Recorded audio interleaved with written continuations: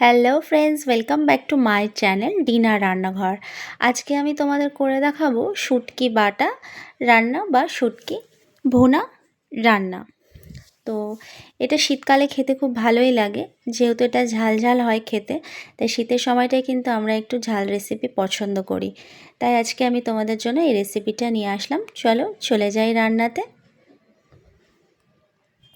এখানে আমি একটা কড়াই নিয়ে নিয়েছি, তাতে একটু গরম জল করে নিয়েছি।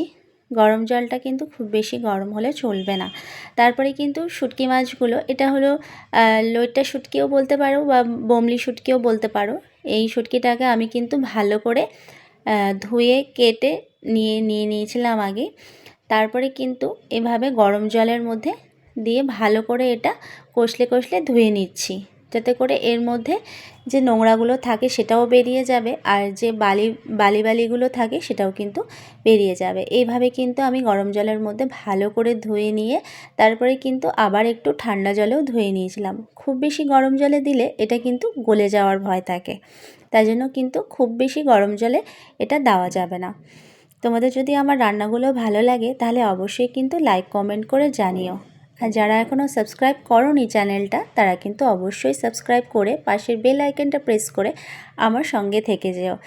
আর বেল আইকনটা প্রেস করলে তোমরা সবার আগে নোটিফিকেশনগুলো তোমাদের কাছে পৌঁছে যাবে। আর যারা সাবস্ক্রাইব করে দেখছো তাদেরকে তো অসংখ্য ধন্যবাদ। এখানে আমি কিছুটা সর্ষের তেল নিয়ে নিলাম।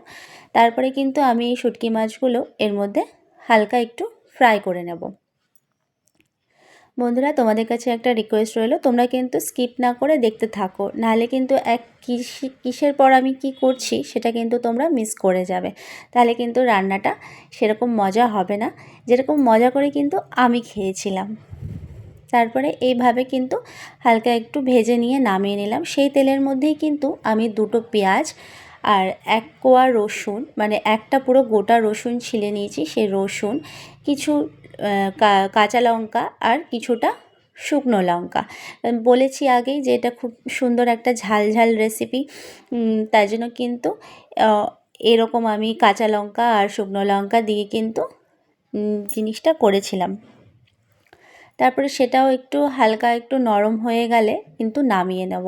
তারপরে রেখে দেবো বেশ কিছুক্ষণ এটা ঠান্ডা হয়ে যাওয়ার জন্য। তারপরে কিন্তু সব একসাথে আমি মিক্সিতে বেটে নিয়েছি। তোমরা চাইলে কিন্তু হাতেও শিলনোড়াতেও বাটতে পারো। তারপরে বেশ অনেকটা সর্ষের তেল নিয়ে নিলাম। তারপরে কিন্তু সেই বাটাগুলো সব এর মধ্যে দিয়ে নিয়েছি। এটার মধ্যে কিন্তু তেলটা একটু বেশিই লাগে। খুব মনে হচ্ছে খুব বেশি তেল, কিন্তু ভাজতে ভাজতে কিন্তু তেলটা শুকিয়েই যাবে। তারপরে সেই মিক্সি ধোয়া যে জলটা, সেইটুকু জল দিয়ে কিন্তু আমি করছি। খুব বেশি জল এখানে দেওয়া যাবে না, যেহেতু আমি এটা আগেই কিন্তু সব ভেজে নিয়েছি, তাই জন্য কিন্তু এখানে খুব বেশি জল আমি ইউজ করছি না। এইভাবে তোমরা খেয়ে দেখো, যাদের শুটকি মাছটা গন্ধ লাগে সেই শুটকি মাছটা কিন্তু গন্ধ লাগবে না এইভাবে বাটা খেলে। তারপরে কিন্তু এর মধ্যে দিয়ে নিলাম লঙ্কার গুঁড়ো আর লবণ। লবণ কিন্তু আমি আগেও ভাজার সময় দিয়েছিলাম, তাই লবণটা কিন্তু তোমরা চেক করে নিও। লঙ্কার গুঁড়োটা দেওয়ার কারণ এটাই যে কালারটা কিন্তু লাল লাল হবে। তোমরা চাইলে কিন্তু কাশ্মীরি লঙ্কার গুঁড়ো ইউজ করতে পারো, আমি এখানে নর্মালটাই ইউজ করেছি। আগেই বলেছি যে এটা একটা ঝাল ঝাল রেসিপি হবে, তার জন্য। এইভাবে তোমরা বানিয়ে খেও, আশা করি তোমাদেরও খুব ভালো লাগবে। আমারও খুব ভালো লেগেছিলো। এটা কিন্তু আমি গরম ভাতের সাথেই খেয়েছিলাম, খুব টেস্টি লেগেছিলো। এরকম একটা ভর্তা হলে আর কিন্তু কিছু দরকার পড়ে না। তো তোমাদের যদি রান্নাগুলো ভালো লাগে অবশ্যই কিন্তু আমাকে লাইক কমেন্ট করে জানাবে, আর রান্নাটা বন্ধুদের সাথে দেখার জন্য কিন্তু শেয়ার করে দিও। আচ্ছা, আজকের রান্না কিন্তু এই পর্যন্তই। নেক্সট আসবো অন্য কোনো রান্না নিয়ে। ততক্ষণ সবাই কিন্তু সুস্থ থেকো, ভালো থেকো। Thanks for watching.